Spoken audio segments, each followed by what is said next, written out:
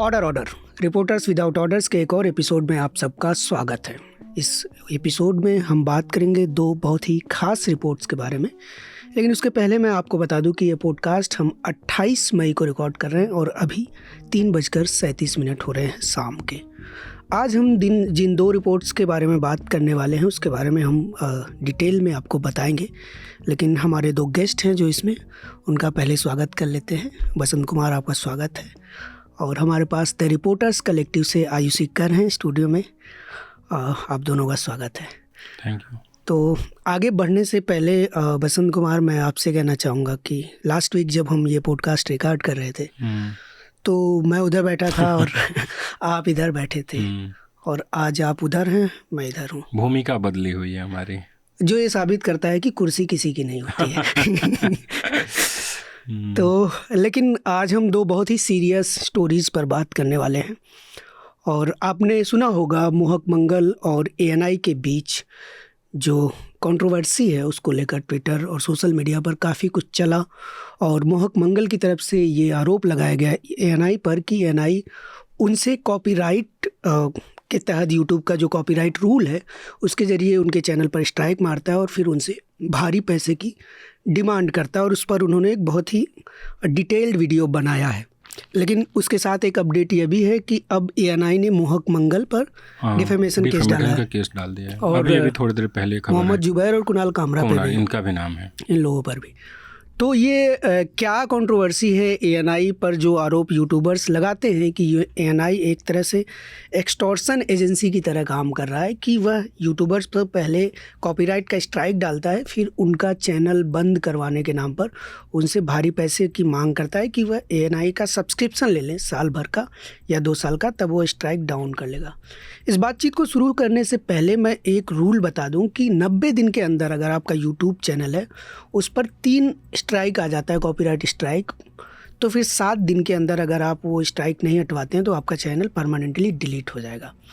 इस रूल का फ़ायदा, जैसा कि एएनआई पर आरोप लग रहा है कि एएनआई उठाता है, और वो 7 दिन में नेगोशिएशन, अगर यूट्यूबर और एएनआई के बीच नेगोशिएशन हो जाता है तो चैनल बचता है, नहीं तो फिर आगे की कहानी हम आगे बताएंगे।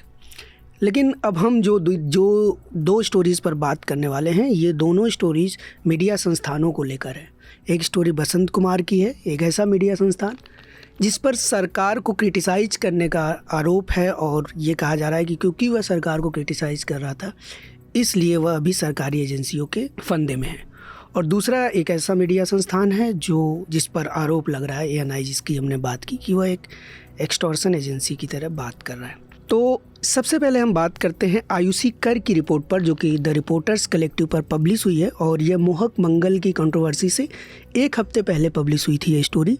और इस स्टोरी का टाइटल है ANI finds business niche in copyright claims against YouTubers.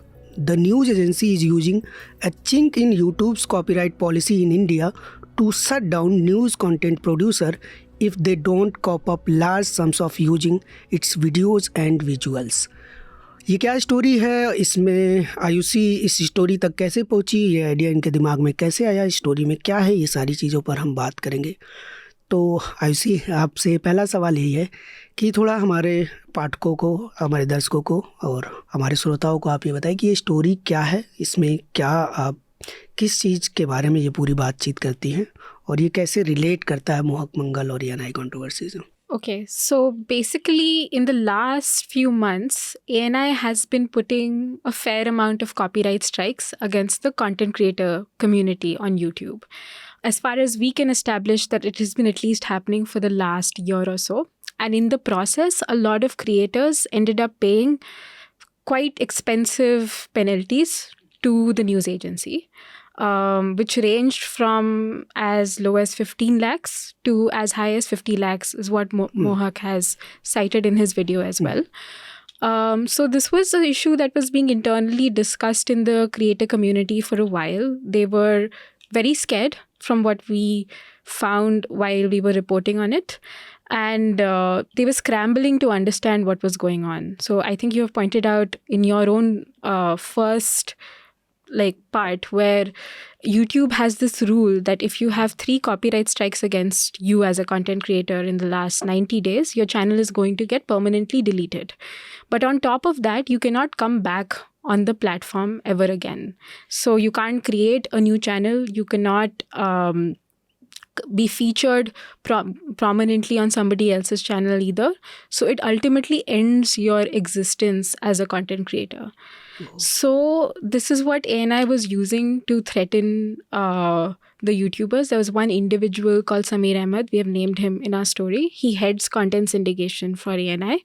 He was calling, or there were lots of back and forth calls and email exchanges that were happening between several content creators and Sameer Ahmed, where he was threatening to shut down these creators' channels unless and until they paid the quoted amount, which I think on average would be around 20 lakhs is what creators were ending up paying plus GST to ANI. And so it was a... So basically जो story है, जो ये पूरी controversy है, ये मोहक मंगल के मामले में ज़्यादा हाईलाइट हुई, बहुत ज़्यादा इस पे बात होने लगी. और अगर उसमें मोहक मंगल की वो जो वीडियो है जिसका टाइटल है डियर ANI, उसमें आप कमेंट्स में जाएंगे तो उसमें कई सारे यूट्यूबर्स बता रहे हैं कि उनके साथ भी इस तरह की चीज़ें हुई हैं. लेकिन इसी के साथ एक नया डिस्कोर्स शुरू हुआ कि फेयर यूज का, कि आप किसी भी जो कॉपीराइट क्लेम कर रहे हैं वो किसी भी तरह का कंटेंट है, उस कंटेंट का आप कितना पार्ट यूज कर सकते हैं, फेयर यूज में कितना आता है. क्योंकि मोहक मंगल के जो केस में उसमें वो कह रहे हैं कि उन्होंने 10 सेकंड से कम का क्लिप यूज किया था. और राजनाथ सिंह का, एक मिनिस्टर का उन्होंने यूज किया था, कैबिनेट मिनिस्टर का, उनका कोट, उनका मतलब स्टेटमेंट यूज़ करने के लिए उनके ऊपर कॉपीराइट स्ट्राइक आया है, ये भी आया. तो ये फेयर यूज क्या है, और इसको लेकर जो आपकी स्टोरी इसको एक्सप्लोर करती है कि क्या क्या रूल्स हैं कॉपीराइट के अलग अलग इंडिया और इंडिया के बाहर, तो ये क्या है, ये पॉलिसीज़ क्या है, अगर इनको आप बता पाएँ.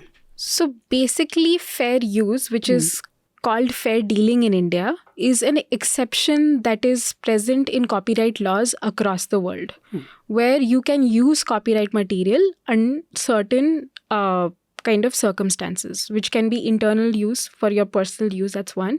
But for creators and satirists and political commentators, all of those people, there are those exceptions also apply. So if you're putting commentary on top of the video, if you are modifying the video in a certain way, if you are making a joke out of the video, if you're doing it for public purpose, those are exceptions broadly that the doctrine kind of identifies. And this is in Section 52 of Indian Copyright Act, and also in the DMCA, Digital Millennium Copyright Act, that YouTube applies globally, which is an American law. And because YouTube is a global company, to standardize adherence, it puts a broad framework of DMCA on its platform itself. Obviously, when they enter different jurisdictions, they have to adhere to the laws of those jurisdictions as well. So that is what fair use is, that if you are using certain clippings of copyright material in a particular way, as in you're making a joke out of it, it's a satire, it is part of a larger video, that is considered to be exempt by the doctrine. The only issue is that both in YouTube's own policies as well as in the Indian Copyright Act, the extent of usage has not been defined. So when I was talking to my editor earlier in the story, we were running under an assumption that there is a certain second cap of videos that we can use. And even if you talk to YouTubers, they would say, which is why you keep hearing this statement, 10-second clip. People thought that they could use some secondage of the lifted content to which can apply under this exemption. But that is not clearly defined both in the Indian Copyright Act. Again, this is a 1957 law, as well as YouTube has also deferred from setting these kind of parameters, particularly for Indian content creators, because Indian copyright, and we spoke to lawyers about this, Indian free speech laws and copyright laws are usually far more stricter than it would be in America, where free speech is more prioritized. So here they have tried to protect their liabilities as much as they can. We send them questions multiple times to ask them what is the category or what is considered fair use exemptions in the Indian content creator landscape. Has it been privately communicated to content creators? And we've yet to hear from YouTube on that matter. तो Specifically. YouTube ने ये decide नहीं किया, मतलब ये इसकी definition नहीं available है कि फेयर यूज क्या है, कितना सेकंड होना चाहिए, कितना सेकंड नहीं होना चाहिए. So they have an FAQ where they define fair use the way I have defined it for you. They also say that in US and UK, these content categories are exempt from fair use. India comes under then whatever the laws of the countries are, we also have to adhere to that. I'm paraphrasing, but that's what YouTube is trying to communicate there. So for the Indian context, India specifically, what is the guideline is not publicly disclosed. So Indian YouTubers are operating in the global doctrine of fair use that YouTube has put out.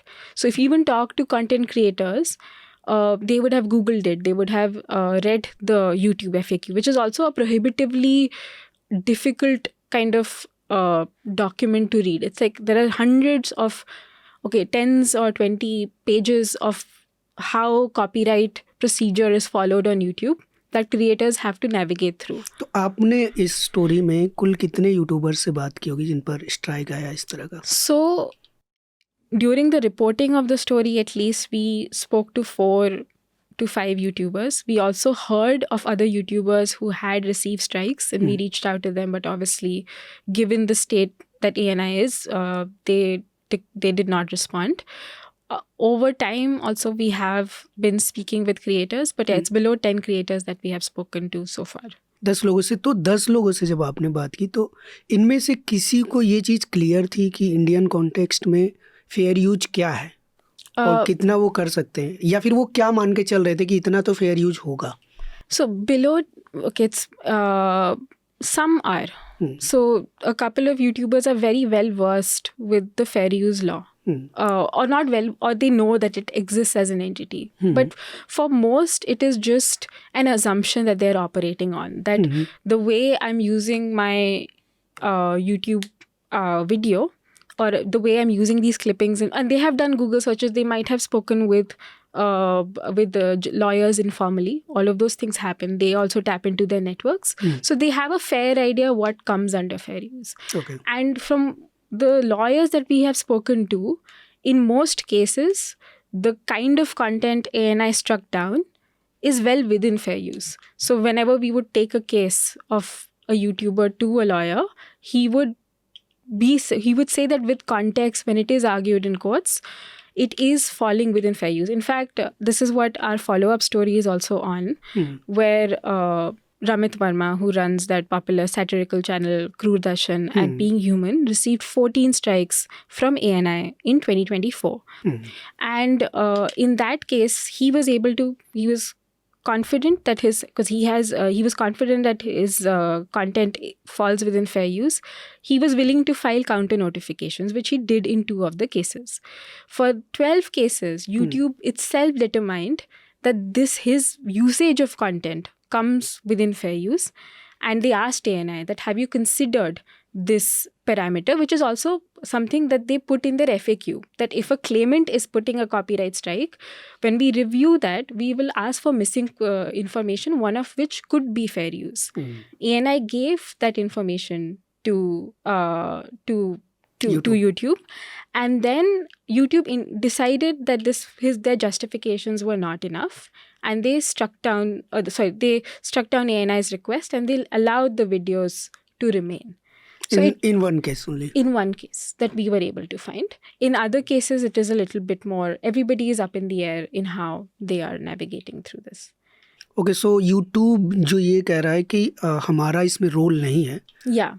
तो ये पूरी तरह से सच नहीं है. Yeah. So if they have told this to us, I think we also gave this, or at least I saw the statement on Hindu's follow-up to this as well, that they balance the rights of copyright owners and content creators and claimants. To us, they also say that we process the requests to fulfill legal and procedural requirements. What they're trying to say within this legal play of words, the message that they're trying to convey is that our role is just limited to review of these cases. What review entails, they are not willing to disclose. In our case, and how it comes across in many of these instances is that YouTube strikes the video down. YouTube enables this policy of 3 strikes channel deletion. And that creates, so that in and of itself, this policy creates a fear in the mind of the content creator. If he is getting 3 strikes from ANI, or if he's already gotten 2 strikes from ANI, and he's not entirely clear of what YouTube's stance is on this matter, he is then automatically going to Sameer Ahmed and negotiating, or to any representative of ANI, and to start negotiating with them. And then ANI uses that anxiety to charge these vast amounts of money. But जो सवाल सबसे अहम है इसमें ANI वाले case में और YouTubers के, वो ये है कि अगर किसी वीडियो में ANI का कोई विजुअल या कोई वीडियो किसी यूट्यूबर ने यूज किया है तो उसको लेकर एक कॉपीराइट स्ट्राइक आता है, दूसरा वीडियो है दूसरे पर भी आ गया, 3 तक आता है, फिर वो जो हम बात कर रहे थे कि अगर 90 डेज़ के अंदर आप पर 3 स्ट्राइक आता है तो मोस्टली ये होता है ज़्यादातर केसेस में, जैसे म्यूज़िक या फिर जो पैरोडी करते हैं, इन सब में क्या होता है कि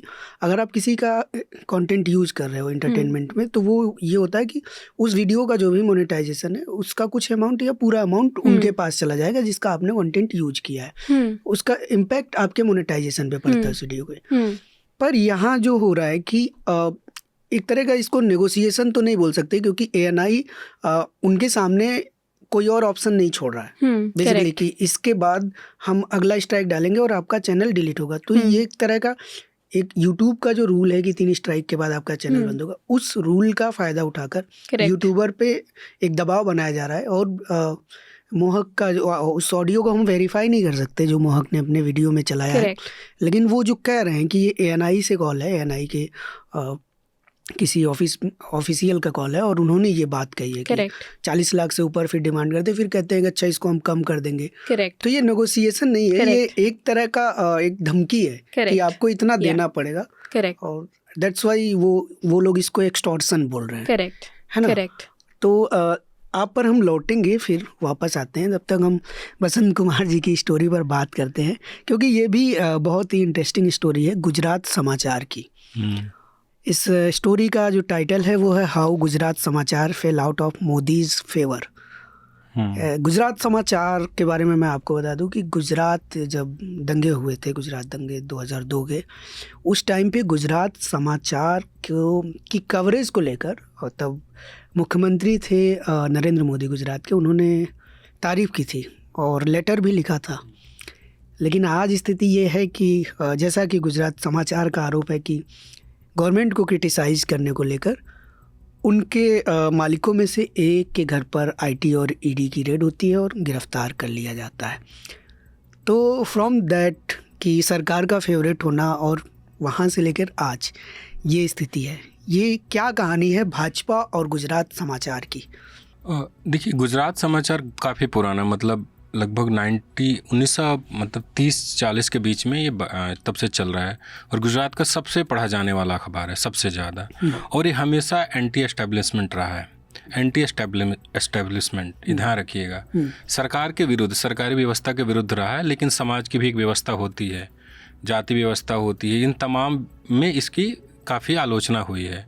आप 2002 राइट्स की बात कर रहे हैं, उस वक्त जो एडिटर गिल्ड्स ऑफ इंडिया ने, बाद में राइट्स के बाद एक कमेटी बनी थी, जो रिपोर्ट आई, उसमें गुजरात समाचार की जर्नलिज्म को प्रो हिंदुत्व बताया गया था। उसके बाद एक रिसर्च भी है, एक रिसर्चर हैं जो सिंगापुर में रहते हैं, वहाँ की यूनिवर्सिटी में, उन्होंने भी प्रो हिंदुत्व रिपोर्टिंग बताया था। और इसका असर ये हुआ कि प्रधानमंत्री जो तब मुख्यमंत्री थे, उन्होंने एक लेटर लिखा और इनकी रिपोर्टिंग की तारीफ़ की थी। लेकिन 2002 में दिसंबर में इलेक्शन होता है और उस वक्त रिश्ते ख़राब हो जाते हैं श्रेयांश शाह, जो गुजरात समाचार के ऑनर हैं, और प्रधानमंत्री मोदी के बीच। तब ये मुख्यमंत्री होते हैं। मई जून में, मतलब दिसंबर में रिजल्ट आया था गुजरात विधानसभा का, और पहली बार नरेंद्र मोदी के नेतृत्व में गुजरात में बीजेपी सरकार में आए थे, उससे पहले तो वो लाए गए थे। मई में एक खबर छपती है कि वीर सावरकर का आज ही के दिन, जो आज हम जिस दिन वीर सावरकर की जयंती है शायद, उसी दिन उपराष्ट्रपति देश के और गए थे गुजरात, उनकी एक मूर्ति का अनावरण करना था। और गुजरात समाचार लिखता है कि मुख्यमंत्री के काफिले में उपराष्ट्रपति से ज़्यादा गाड़ियाँ थी, और आगे लिखता है कि कुछ नेताओं की कथनी और करनी में काफ़ी अंतर है। काफ़ी हार्ड तरीके से ये पूरा खबर छपता है। उसके कुछ महीने बाद एक दिन क्या होता है कि सुबह सुबह हर अखबार वाले के पास हर ज़िले में लगभग 12 लाख कॉपी पहुंचती है। गुजरात सत्य समाचार नाम का एक 4 पेज का अखबार छपता है, और उसका जो पूरा कवर है, हेड, सब कुछ सेम टू सेम गुजरात समाचार का सेम, मतलब उसका कवर, वो फॉन्ट, सब कुछ वो होता है गुजरात सूचना विभाग का। और उसमें वाइब्रेंट गुजरात, जो प्रधानमंत्री की सबसे बड़ी और पहली बार हुआ था 2003 में, उसकी तारीफ होती है और मीडिया की आलोचना होती है। जो हुआ था। और तब सूचना विभाग के मंत्रालय था नरेंद्र मोदी के पास, जो मुख्यमंत्री थे तब। तो उसके बाद से रिश्ते कभी ठीक नहीं हुए। नहीं, ये किया क्यों गया? किया कि इसलिए गया था कि गुजरात समाचार ने वाइब्रेंट गुजरात जो पहली बार हुआ था उसको फ्लॉप शो बताया था। अच्छा, उन्होंने क्रिटिसिज्म के फ्लॉप शो बता दिया था, जिसके बाद एक सेम टू सेम, मतलब आप अगर जैसे इंडियन एक्सप्रेस के जैसा अखबार कोई छप जाए, ऊपर जैसे इंडियन एक्सप्रेस का रेज ऑफ जर्नलिज्म समथिंग लिखा हुआ, सेम टू सेम छपा, और वो 12 लाख छपा, और हर गांव में हर जगह अखबार वालों को बोला गया ज़बरदस्ती करके कि इसको बांटो।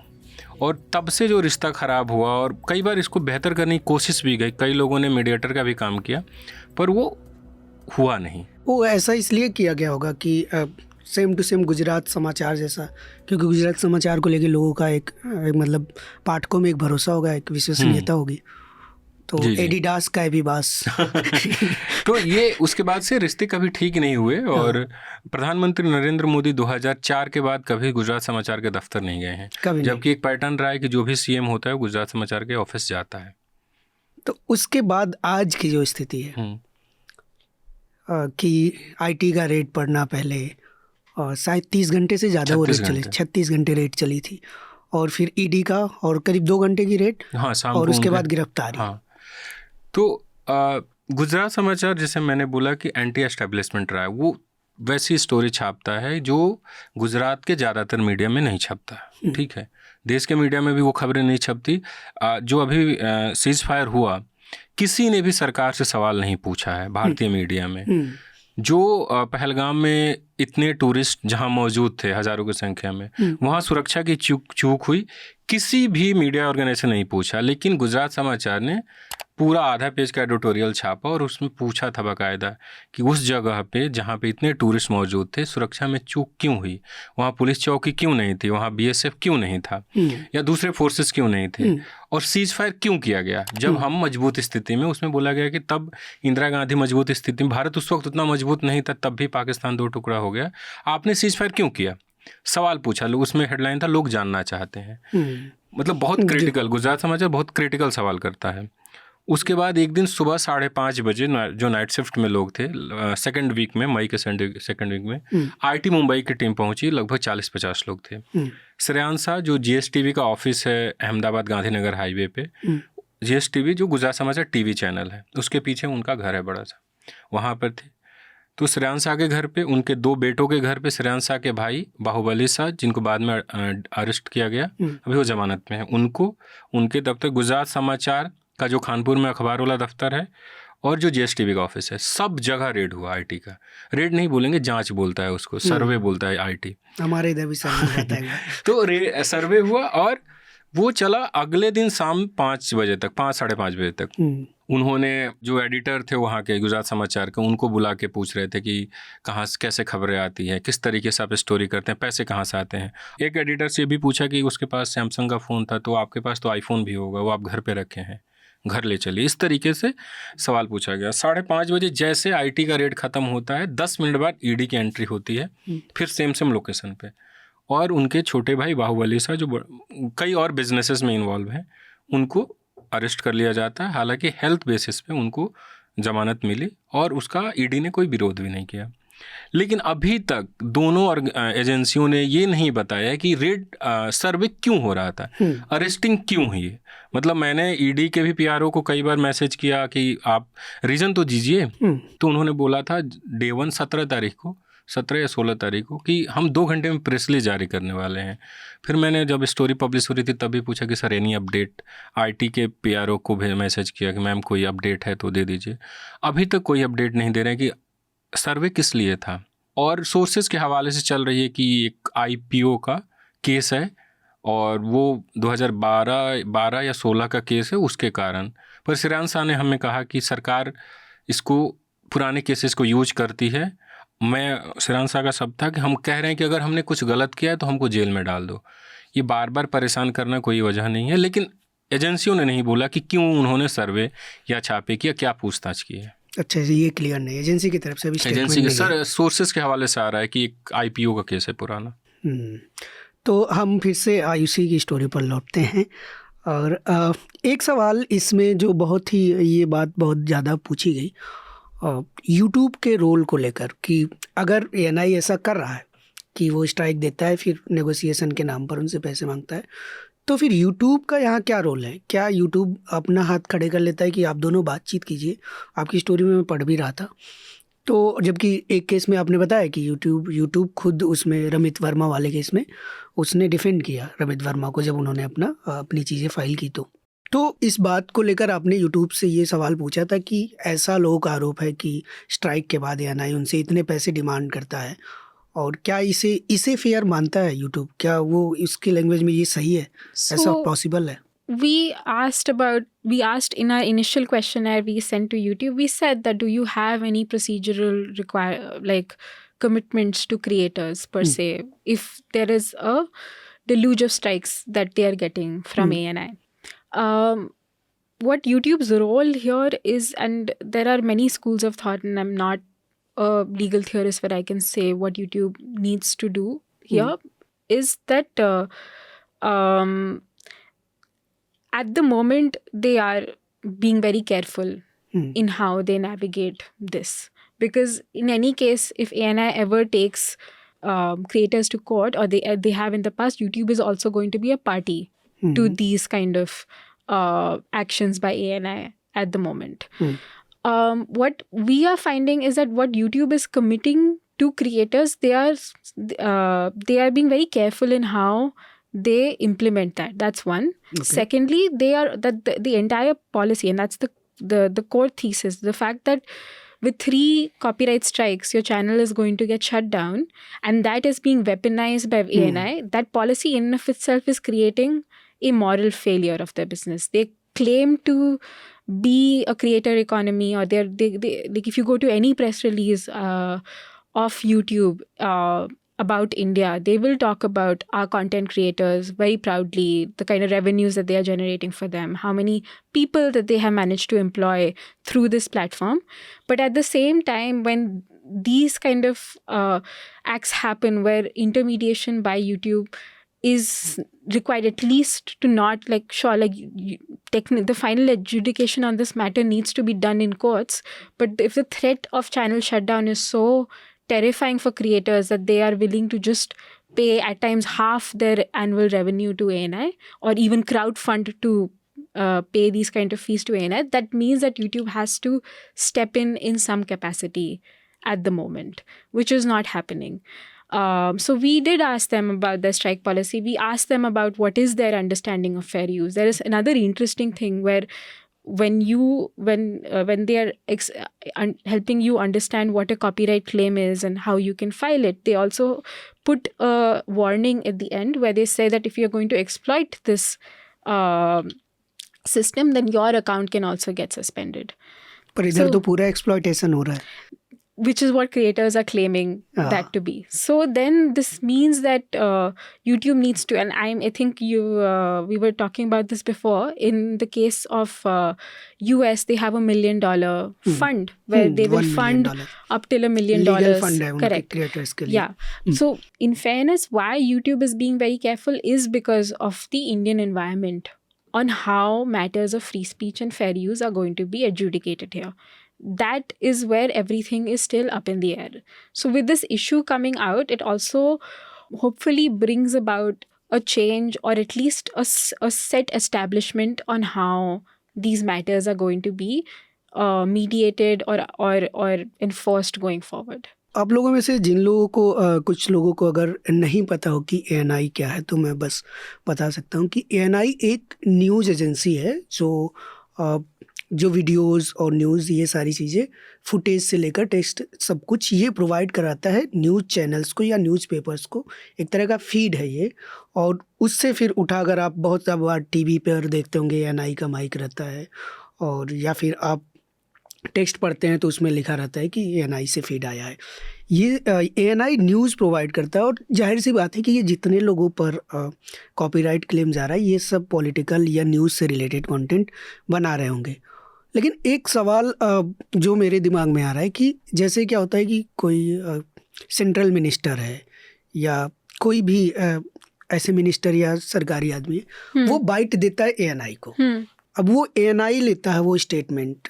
इसी मोहक मंगल के केस में बात करें हम, डिफेंस मिनिस्टर की, उनकी बाइट है जो एएनआई यूज करता है, फिर एएनआई उसको अपना बना लेता है। तो क्या ये मिनिस्टर की भी जिम्मेदारी नहीं है? क्योंकि उस देश में उस बारे में बहुत सारे लोग बात करेंगे कि एक वीडियो ऐसा रिलीज किया जाए जिसमें जो सबके लिए एक्सेसिबल हो। किसी मतलब मिनिस्टर के स्टेटमेंट पे किसी एक ऑर्गेनाइजेशन का कॉपीराइट क्यों? मेरे कहने का मतलब ये है, क्योंकि हम लोग भी बहुत सारी स्टोरीज़ करते हैं जहाँ हमें मिनिस्टर्स के कोट की ज़रूरत पड़ती है या उनके स्टेटमेंट की ज़रूरत पड़ती है कि इन्होंने ये कब बोला था। तो अगर हम गूगल करते हैं तो एएनआई का है या फिर किसी न्यूज़ एजेंसी का, तो फिर हम उसे नहीं यूज कर पाते। तो एक ये चीज़ तो होनी चाहिए कि चाहे वो प्रधानमंत्री की हो, मुख्यमंत्री की हो, कोई मिनिस्टर का हो, या कोई भी चीज़ जो पब्लिक डोमेन में है, ये जो लोग ये सरकारी पदों पर या राजनीतिक पदों पर हैं, इनका एक तो होना चाहिए ना कि ये जो सबके लिए एक्सेसिबल है। जैसे पुलिस आजकल करती है कि पुलिस अपनी बाइट अपने ट्विटर पे डाल देगी कि किसी इंसिडेंट को लेके एसपी का बाइट है, तो एसपी का बाइट वो लोग खुद ही डाल देते हैं कि आप वहाँ से इस्तेमाल कर लें। तो एक सवाल, क्या ऐसा नहीं होना चाहिए? बस मैं ये ऐसा सोच रहा था। वसंत कुमार, आप भी बता सकते हैं। नहीं, होना ही चाहिए, क्योंकि कुछ जैसे प्रधानमंत्री एएनआई को इंटरव्यू देते हैं, अब जिसने सब्सक्राइब किया वो तो चला लेगा, जो नहीं किया वो, और उसमें कुछ ऐसा बात बोल रहे हो कि ज़रूरी है, तो सरकार को चाहिए कि जैसे डीडी का है, डीडी का माइक हो तो फ़ायदा है। ये मुझे नहीं पता कि डीडी स्ट्राइक देता है कि नहीं, लेकिन अगर डीडी फिर भी सरकार का चैनल है, हम सबके टैक्स पेयर के पैसे से चल रहा है, तो डीडी को देना चाहिए। अब ये हो गया कि डीडी जहाँ पे नहीं हो, डीडी को जहाँ होना चाहिए वहाँ भी एएनआई होता है। जैसे ऑपरेशन सिंदूर को लेकर जो ब्रीफिंग हो रही थी, हाँ, वो सारी ब्रीफिंग पब्लिक में थी, है ना। आपको किसी न्यूज़ चैनल से उठाना उठाइए, नहीं तो आप वहाँ से डायरेक्ट यूट्यूब चैनल से भी उठा सकते हैं, है ना। तो या प्रेस रिलीज जैसे सरकार को चाहिए कि डीडी को बाइट दे, और डीडी के बाइट को सब कोई भी यूज कर सकता है, कोई भी यूज कर सकता है, क्योंकि डीडी जो चल रहा है वो हमारे टैक्स पेयर के पैसे, जनता के चैनल, मतलब सरकार का सरकारी है। I can say that because ANI has monopoly there, they are indeed weaponizing what is happening at the moment. And also I think in some cases ANI does, like in their public handles, if a minister is tweeting out or any public figure is tweeting out some interview or a bite of whatever political statement that they're trying to make, they are making, sometimes ANI is the one who's providing them the footage, and that is then scrubbed out of the ANI logo, and they put that out. And that's also creating a lot of anxiety amongst creators, where they are not able to understand that what this, this is the ownership lying with the public figure or with ANI itself. But these are things that do need to go to court, or like at least YouTube has to then, like all these intermediaries, given that they're operating in this monopolistic environment, like YouTube also has an inherent monopoly here, which is why this weaponization is striking fear in the creators' hearts. They don't have any place where they can go to if YouTube deplatforms them. So all these entities, be it the government, ANI, YouTube, they have to understand their own kind of power that they have in this framework, and how they are using that to ultimately like go against core tenets of whatever free speech or business, or in the YouTube's case, the fact that they claim to earn lots of money from these creators, platform these creators, and celebrate these creators whenever they get the opportunity. But when push comes to shove, they're not able to protect आपने them. जितने YouTubers और जितने case studies हैं, एक क्या ऐसा आपको देखने को मिला? ये सवाल इसलिए क्योंकि आपकी स्टोरी में भी ये बात मेंशन थी कि एएनआई का एक पॉडकास्ट था जिसमें वो लोग बात कर रहे थे कि कैसे यूट्यूबर्स जो इंडिया में, जनरल इलेक्शन की बात है कि पॉलिटिकल नैरेटिव को कैसे यूट्यूबर्स डोमिनेट कर रहे हैं, और फिर उसमें यूट्यूबर्स को लेके काफ़ी कुछ कहा भी गया था।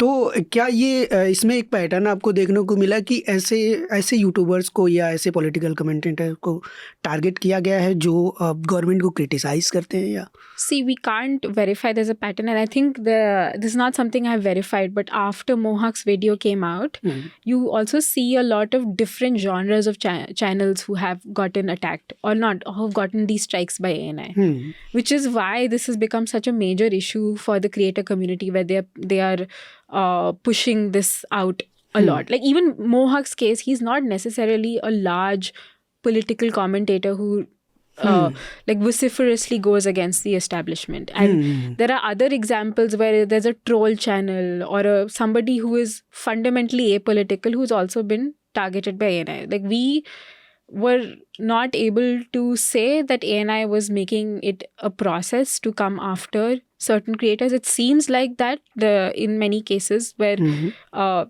evidence stacks up in a particular way, but they like, we are hearing both things, that they have cast a wide net or they are coming after certain creators. So we can't really comment on that because we don't, in our verification process, we were not able to see an explicit trend per se. तो एक मेरा सवाल है, शायद हम लोगों ने इस पे बात नहीं किया। आयुषी, एएनआई का क्या पक्ष है? ये जो एक्सटॉर्शन का कोट अनकोट केस आरोप लग रहे हैं, कई वीडियो भी आ गया मोहक वाला, एएनआई का क्या है कि अभी कोर्ट चले गए हैं लेकिन आपसे बात हुई होगी, उनका क्या कहना है? तो दो इंस्टेंसेस, एक तो we sent ANI formal questions where we said that YouTubers claim this procedure by ANI to be extortion, to which they said that this is lawful protection of their property and not extortion. So they denied that. In our statement, you can read our report to find ANI statement in full. And then you have, again, I think ANI's editor-in-chief Smita Prakash tweeted an article talking about how it's fair business practice, what they are doing. So ANI obviously is fundamentally calling this to be their lawful property. That मतलब वो law के हिसाब से चल रहे हैं और जो भी कर रहे हैं ठीक है। पर मोहक मंगल के वीडियो में मैंने सुना था ये क्लेम हम वेरीफाई नहीं कर सकते, जिसमें ये क्लियरली बोला गया है कि हमारे पास और भी अभी स्ट्राइक बाकी है। 6 या 8 की बात कर रहे थे कि अभी 2 हुआ है, अभी 6 और बाकी है। मतलब वो काइंड ऑफ धमकी है जिस तरह से। We also heard such kind of claims when we were talking to creators as well. हम क्लेम्स इसलिए बोल रहे हैं क्योंकि एएनआई आजकल बहुत डिफेमेशन फाइल कर रहा है जो ट्वीट कर दे रहा है उस पर भी डिफेमेशन है। तो आगे बसंत जी, आपसे फिर आप पर लौटते हैं। तो आपने लेकिन ये नहीं बताया एग्जैक्टली, आपने ये तो बताया इंसिडेंट कि क्या क्या हुआ, कैसे हुआ, एग्जैक्टली प्रॉब्लम क्या है जो 2002 के गुजरात दंगों, मतलब मुख्यमंत्री आपको लेटर लिख रहा है और आपको प्रेज कर रहा है लाइक कि इसका मतलब, जबकि उस समय मोदी को नेशनल मीडिया में बहुत सारा क्रिटिसिज्म मिला था, नेशनल और इंटरनेशनल प्लेटफॉर्म में। गुजरात को जो आप बोल रहे हैं एंटी एस्टेब्लिशमेंट है, वो उस समय क्यों साथ खड़ा था मोदी के? गुजरात समाचार जरूर एंटी एस्टेब्लिशमेंट रहा है, सिर्फ बीजेपी के दौर में नहीं, कांग्रेस के दौर में भी। और 1985 में जब गुजरात में आरक्षण विरोधी आंदोलन चल रहा था, वो बहुत मेजर राइट्स हुआ था, बहुत बड़ा, तब गुजरात समाचार लगातार उस वक्त के मुख्यमंत्री, कांग्रेस के मुख्यमंत्री थे, उनके अगेंस्ट लिख रहा था। और नतीजा ये हुआ कि गुजरात समाचार का जो कानपुर में ऑफिस में, उसको आग लगा दिया गया, सारे मशीन जल गए और 7 दिनों तक पब्लिकेशन नहीं हुआ था। तब भी था, अब भी है। लेकिन आप कह रहे हैं कि 2002 में क्यों ऐसा था? आप देखिएगा 2002 में जो एडिटर गिल्ड ऑफ इंडिया के रिपोर्ट ने इसको जो बोला था, वर्ड टू वर्ड अगर मैं बोलूं तो इसकी कवरेज भड़काऊं, गैर जिम्मेदाराना और मीडिया नैतिकता के सभी स्वीकृत मानदंड, जो भी पैरामीटर होता है, उसका इन्होंने वायलेशन किया था। तो एक जर्नलिस्ट से मैंने पूछा कि मतलब गुजरात समाचार ऐसा क्यों किया था, तो उनका कहना था गुजरात समाचार नब्ज जानता है सोसाइटी का, सोसाइटी जो डिमांड करती है गुजरात समाचार वो डिलीवर करता है। और वो सिर्फ एक बार नहीं, कई बार इस पर उसके जर्नलिज्म पे सवाल उठा है। तो एंटी एस्टेब्लिशमेंट होना अलग बात है, सोसाइटी भी होती है, आर्थिक आलोचना भी होती है। गुजरात समाचार सरकार के अगेंस्ट ज़रूर रहा, लेकिन इन सब पैरामीटर में वो जो भी सरकार अभी है बीजेपी की उसके साथ रहा, लेकिन बाकी समय में भी वो उस समाज को नेतृत्व किया। वो जो जर्नलिस्ट ने मुझे बोला कि गुजरात समाचार नब्ज पकड़ना जानता है, सोसाइटी की नब्ज जानता है गुजरात समाचार। पर उनके श्रेयांशा का कहना है कि हम लोग किसी धर्म जाति के नहीं हैं, हम लोग जनता के लिए जो ज़रूरी है उसे ही छापते हैं। लेकिन हिस्ट्री ये रही है कि गुजरात समाचार, जो एडिटर गिल्ड ऑफ इंडिया जो रिसर्च बताता है कि प्रो हिंदुत्व है, पर जो उसकी खासियत है, इन तमाम आलोचनाएं तो होते रहती है, मैक्सिमम मीडिया अपने दौर का एंटी मुस्लिम है, प्रो हिंदुत्व है अब के दौर में। ठीक है, हमने कोविड में देखा कि थूक जिहाद नया शब्द आ गया, तो कोई अचरज वाली बात नहीं है। लेकिन इस दौर में जब गुजरात में मैक्सिमम मीडिया कर्मी कुछ सवाल नहीं पूछ पाते हैं, मतलब PR copy PR press release छापने में व्यस्त हैं, उस वक्त भी गुजरात समाचार सरकार से सवाल पूछता है। गुजरात में रोजगार पे कोई बात नहीं करता है, गुजरात समाचार लिखता है वाइब्रेंट गुजरात की आलोचना करता है, जबकि नेशनल मीडिया वाइब्रेंट गुजरात के पीआर में बिजी रहता है कि बहुत फलाना आ रहा है, जर्मनी से कोई आ रहा है। लेकिन वो पूछता है कि अगर वाइब्रेंट गुजरात है तो 2.5 लाख लोग क्यों बेरोजगार हैं। वो पूछता है कि अस्पताल में डॉक्टर क्यों नहीं है। तो सरकार की व्यवस्था की आलोचना गुजरात समाचार बहुत स्ट्रॉन्ग तरीके से करता है। तो बसंत कुमार अक्सर गुजरात जाते रहते हैं और गुजरात से काफ़ी स्टोरीज़ करते रहते हैं। अभी इन्होंने रिसेंटली जो अमेरिकन ड्रीम करके इनकी स्टोरी आई है उन लोगों के बारे में जो इलीगली यूएस जाते हैं। और बहुत इंटरेस्टिंग चीज़ आपका ट्वीट मैंने देखा था कि आप बता रहे थे कि वहाँ गुजरात में अभी ज्योतिष बता रहे हैं कि ट्रम्प 6 महीने और प्रेसिडेंट रहेंगे यूएस का, तो फिर लोग उसके बाद की तैयारियां कर रहे हैं कि इलीगल जाएंगे, ट्रम्प हट जाएगा तो। जब यही लोग थे, जब मैं ट्रम्प के इलेक्शन के समय में गया था दिवाली, लास्ट दिवाली पे, उसी वक्त चुनाव चल रहा था, तो बहुत सारे एनआरआई आए थे, वो ट्रम्प को सपोर्ट कर रहे थे। ओह वाह। हाँ, यहाँ भी हवन वगैरह तो होता रहता है ट्रम्प के लिए। दिल्ली में भी हुआ था, हाँ, बर्थडे वगैरह मनाया जाता है काफ़ी। लेकिन इन सारी बातचीत में एक अपील है आप सब लोगों से। आप जानते हैं कि न्यूज़ लॉन्ड्री किसी सरकार या कॉरपोरेट से ऐड नहीं लेता, हम सिर्फ और सिर्फ आप पर डिपेंड करते हैं और आप ही के भरोसे हम लोग जर्नलिज्म कर रहे हैं। द रिपोर्टर्स कलेक्टिव भी एक इंडिपेंडेंट मीडिया ऑर्गेनाइजेशन है और ये लोग भी रीडर्स पर डिपेंडेंट हैं। तो जो भी स्टोरीज़ काफ़ी अच्छी स्टोरीज़ करते हैं, चाहे वो प्रोजेक्ट इलेक्टोरल बॉन्ड के टाइम पर हो या फिर उसके अलावा टाइम टू टाइम बहुत अच्छी स्टोरीज़ ये लोग करते रहते हैं, डीप डाइव रिपोर्टिंग करते हैं और वो काफ़ी काम की होती है। तो बाकी की बात आयुषी इस पर बोलेंगी कि रिपोर्टर्स कलेक्टिव का अभी फंड का क्या सिचुएशन है। क्योंकि मैं वेबसाइट आपकी पढ़ रहा था तो उस पर एक प्रॉम्प्ट आता है कि we are out of funds. Everybody would know that there is ongoing tax case that the collective is fighting, and the ensuing consequences of that has been that we are struggling with funds at the moment. But more importantly, like the deep dives, as you call them, require a lot of resources. Like each story takes us month, 2 months. So I think this story is a good example of the kind of resources it takes to do stories like these. This usually for every report we take a month or 2 months to do the deep dives. This story also took us 3 weeks, and it requires extensive resources, not just for me as a reporter, but our editors, Nitin, and everybody coming together to set up a story like this. And we have to consult lawyers. It goes through various process of fact check, etc., before we are able to publish stories like these.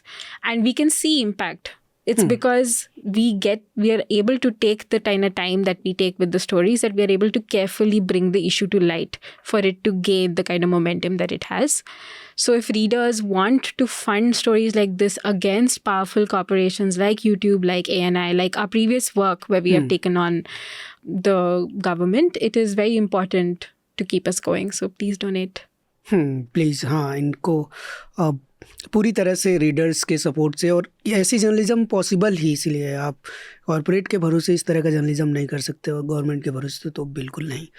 तो अगर आप चाहते हैं कि इस तरह की deep dive reports जारी रखें, चाहे वो रिपोर्टर्स कलेक्टिव हो या हम लोग हों, जितने भी इंडिपेंडेंट मीडिया ऑर्गेनाइजेशन हैं जो काम कर रहे हैं, तो उनको सपोर्ट करना अभी के टाइम पर तो बहुत ज़्यादा ज़रूरी है। क्योंकि आपने देखा होगा कि अभी जब इंडिया और पाक का कॉन्फ्लिक्ट चल रहा था, उस टाइम पे नेशनल मीडिया क्या ड्रामा था, क्या सर्कस था, कुछ भी चल रहा था कि कोई कराची पोर्ट पर हमला करवा दे रहा था, कोई स्टूडियो में ही आगे आग वाग निकल रही है, सायरन बजा रहे बज थे। रहा है कि पूरा वॉर नोएडा स्टूडियो में ही हो रहा है। बॉर्डर पर कौन है, कैसे है, क्या है, उस बारे में कम बातें।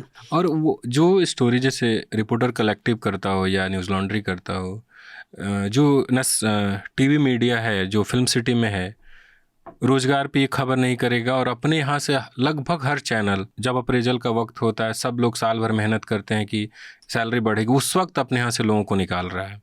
और इस कुछ ने तो चलो निकालने के वक्त 2-3 महीने की सैलरी दे दिया, जो एक प्रोसेस होता है।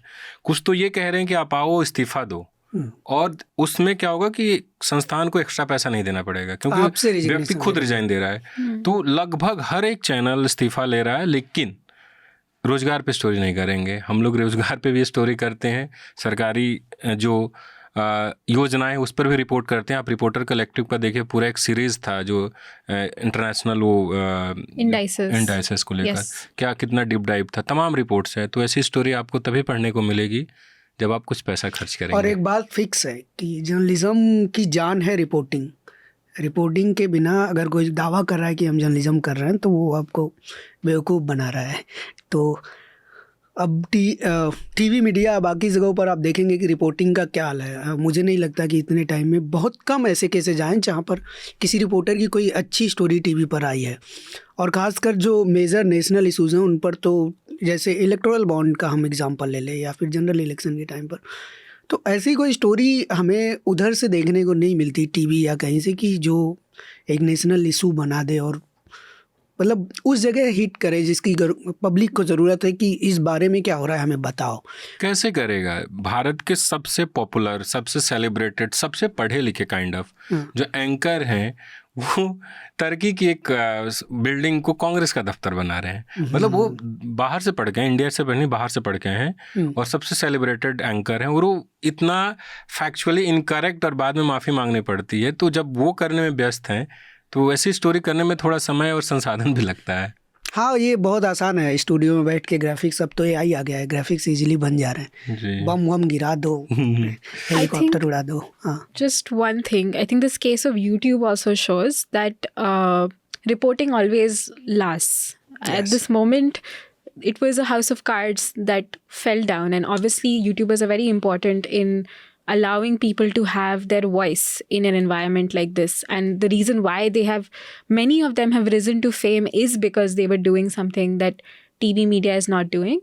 But at the same time, if public wants these kind of entities to exist and those kind of safeguards to exist, they have to put money into reporting. So एक चीज़ मैं YouTubers को लेकर भी मेरी एक शिकायत है, वो ये है कि जैसे न्यूज़ लॉन्ड्री है या बाकी के इंडिपेंडेंट मीडिया ऑर्गेनाइजेशन है, कभी कभी क्या होता है कि उनके वीडियो का बहुत सारा पार्ट हमारी ग्राउंड रिपोर्ट पर या इन सब पे बेस्ड होता है, वो पूरी वीडियो बना डालते हैं, वो वहाँ मेंशन करते हैं, ऑर्गेनाइजेशन बिल्कुल मेंशन करते हैं, और वो आ जाता है स्क्रीन पर और उससे कभी वो नहीं कहते कि ये अपने व्यूअर्स से नहीं कहते, क्योंकि उनके व्यूअर्स बहुत सारे हैं, वो ये नहीं कहते कि ये इंडिपेंडेंट मीडिया का रिपोर्टिंग का उनकी रिपोर्ट है।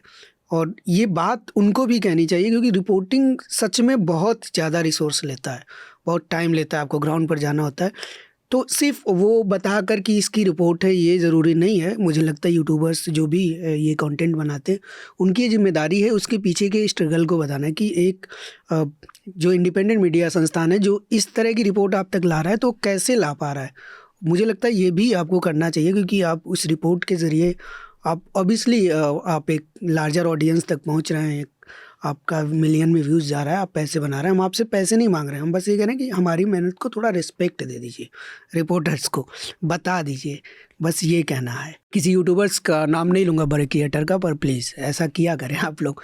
हम लोग सच में रीडर्स का जो ये सब्सक्राइबर मॉडल पर काम करते हैं, कितना खर्चा आता है एक रिपोर्ट पे, जो रिपोर्टिंग करता है सिर्फ वही जानता है, इसलिए रिपोर्टिंग का स्पेस बहुत कम होता जा रहा है। बहुत कम ऑर्गेनाइजेशन है जो रिपोर्टिंग कर रहे हैं, तो ये बहुत ज़रूरी है कि ग्राउंड रिपोर्टिंग को जारी रखा जाए और वो सिर्फ आपके सपोर्ट से पॉसिबल है। तो अगले इसके हम लोग सेगमेंट पर चलते हैं, जो कि हमारा होता है कि हम अपने जो भी व्यूअर्स हैं और लिसनर्स हैं उनको कुछ रिकमेंड करते हैं कि हमने अपनी तरफ से क्या पढ़ा है, कोई मूवी, कोई गाना या कोई बुक या कोई अच्छा आर्टिकल, एनीथिंग जो आप चाहते हैं लोगों को बताएं। तो शुरुआत आयुषी आपसे करते हैं। So I was revisiting this book called My Year of Meets by Ruth Ozeki. She was a documentary filmmaker who became a very good fiction writer. So, and what is very good about her books is reporting. Actually, she does a lot of contextual analysis and creates fantastic fiction stories. So this was her first debut book where she talks about the meat industry in the US and the kind of atrocities that happen there. So yeah, that's the book. पसंद जी, गाना करना आप तो कोई। बिहार की भोजपुरी की 2-3 बहनें हैं, करीना पांडे सिस्टर, वो लोग भोजपुरी की आलोचना होती है ना घटिया गानों को लेकर, बहुत अच्छा गाने गा रहे हैं, तो आप उसको सुन सकते हैं। दिन भर खबर लिखते हुए मेरे कान में वही चल रहा होता है। मेरे बगल में ही बैठती है। दूसरा जो सीरियस नोट, मैं 2 स्टोरी करूँगा, मेरा रिकमेंडेशन होगा। एक है आयुषी की स्टोरी ANI वाली, क्योंकि ये खुद नहीं की है, स्मार्ट तो मूव, काफ़ी अच्छी स्मार्ट मूव, काफ़ी अच्छी स्टोरी, उसको ज़रूर पढ़ें। और पार्ट 1 पार्ट 2 2 पार्ट में है और काफ़ी कुछ नया जानने समझने को मिलेगा। उसके बाद ही पूरा ये जो सोशल मीडिया पे शुरू हुआ आयुषी की स्टोरी के बाद ही हुआ। दूसरा मेरी अपनी एक स्टोरी है क्योंकि पड़ोसी का कर दिया तो अपना भी कर देना चाहिए।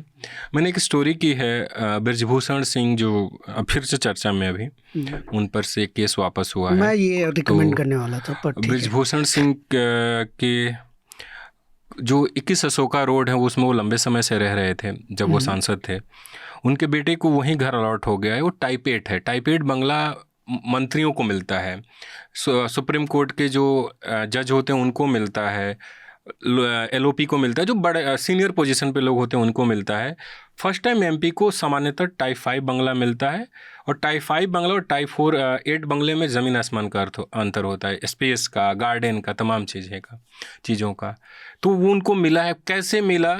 2 सरकार की बड़ी संस्थाएं हैं, एक है पार्लियामेंट हाउस कमेटी और सेकंड है डायरेक्टोरेट ऑफ स्टेट। इन दोनों के बीच दोनों जवाब नहीं दे रहे हैं और इसमें से कोई एक दिया है, सब एक दूसरे पे टाल रहे हैं। तो यूट्यूब पे है, हमारी स्टोरी को ज़रूर देखिएगा। तो मेरी रिकमेंडेशन जो है वो बेसिकली इन दोनों ने जो सजेस्ट किया, इनकी स्टोरीज़ भी पढ़ें, बसंत कुमार की भी स्टोरीज़ पढ़ें, और बसंत कुमार की दोनों स्टोरीज़, आयुषी की भी दोनों स्टोरीज, इसका फॉलोअप भी है वो भी आप पढ़ें।